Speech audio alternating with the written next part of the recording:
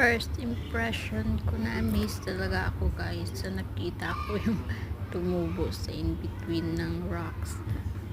Napaganda.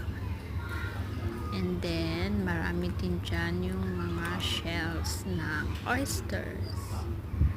Yan, halos lahat po. Merong mga live snail. Yes. Ay, sorry, nahulog ko pala yun.